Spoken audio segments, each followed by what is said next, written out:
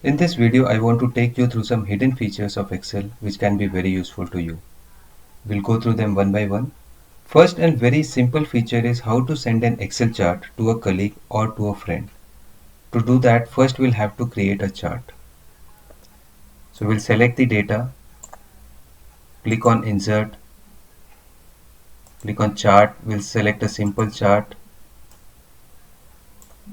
Let's increase the size of the chart.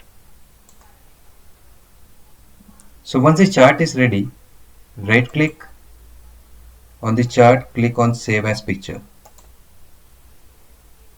So I'll call it as 1, 2, 3, 4, 5, 6 and click on Save. Let's go to the folder. Double click on the image and you can see your chart which is of high resolution and good quality and can be sent to anyone via email or any other medium. So let's close this. Let's move to the second feature. Second feature is very interesting. I'll go to the other sheet. How to show an image on mouse hover on a cell. We have a table showing sales done in Jan, Feb and March. I want to see the sales done in Jan when I move the mouse over this Jan cell. Similarly for Feb and for the March. So I've already created a chart for all 3 months and saved them on the computer. Let's see how we can see these images on mouse over. So I'll click on Jan cell. We'll go on Review. Click on the Review tab. Click on Notes and click on New Note. So we'll delete the data over here. You need to right click on the borders. Click on Format Comment. So there are many options over here. We'll go to Colors and Lines. In the color drop down, click on Fill Effects. Click on Picture. Click on Select Picture. You'll get a window like this. You need to click on Work Offline. And I've already created the charts which are ready here. So I'll just click on Jan and click on Insert. I click OK. The next step is you need to go to Size and resize the image. So I'll just put it.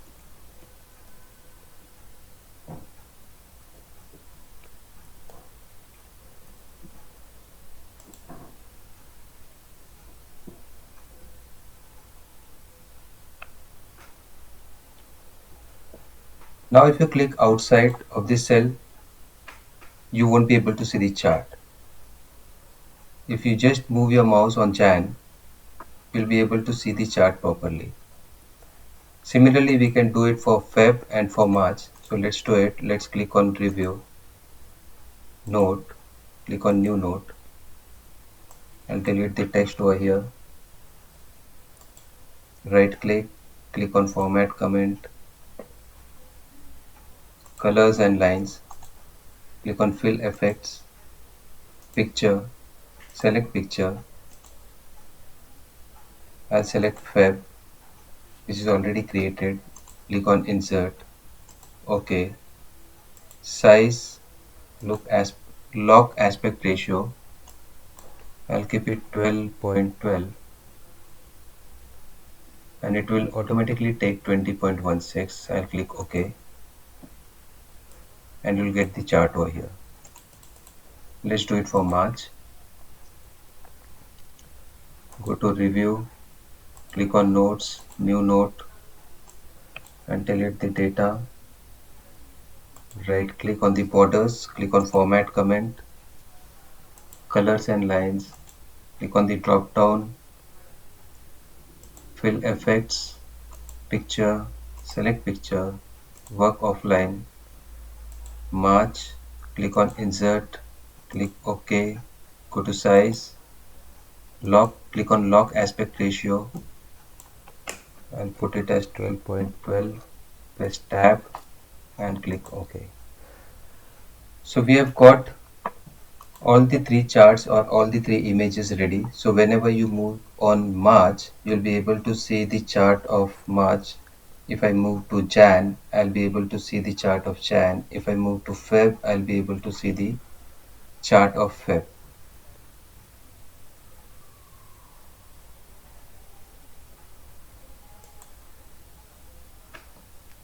So let's move to the third feature.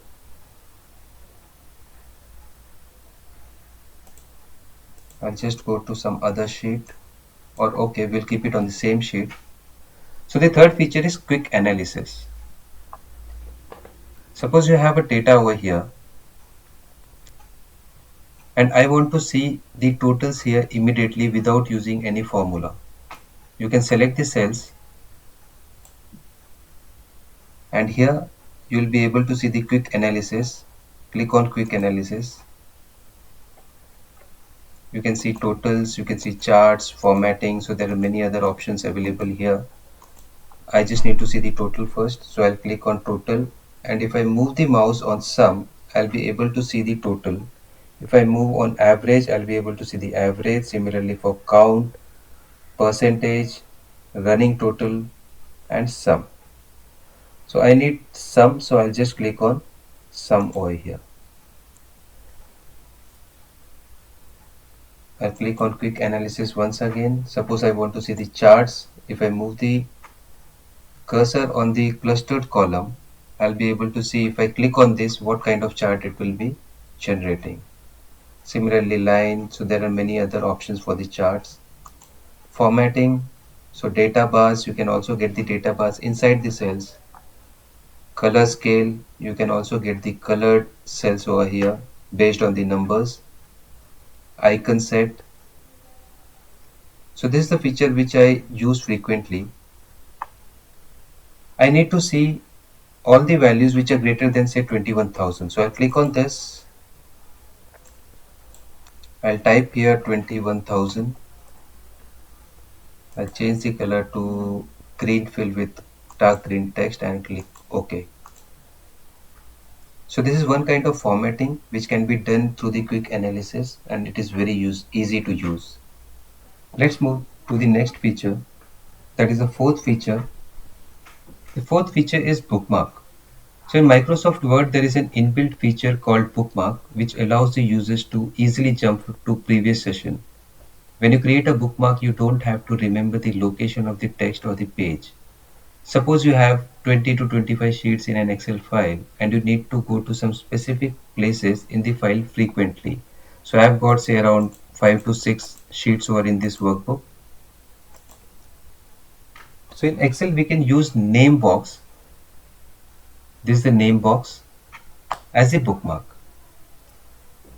So what we will do is we'll just go to a sheet, say we'll jump to validation, we'll click on a cell, just select the cell, then go to the name box and type in a name for your bookmark.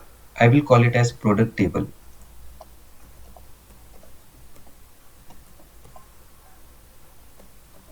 and press enter. Suppose you have many tables in your workbook, you can bookmark the tables by giving them a name. So we'll go to Jan, I'll click on this particular cell, click on the name box, I'll enter it as Jan table and I'll press enter. Similarly, we'll do it for Feb. Click on this cell.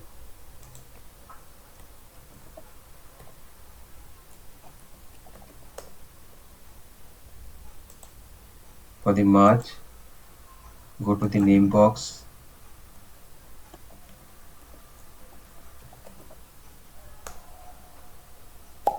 Now to go to specific place, you need to click on the drop down to jump to the bookmark and it will take you directly there.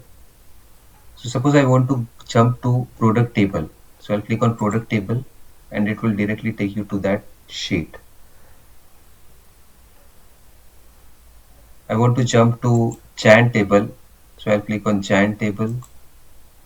I want to see the data of say Feb, the sales done in Feb. So I'll click on Feb table. It will take me directly to there. So this is a cool way of using name box as the bookmark.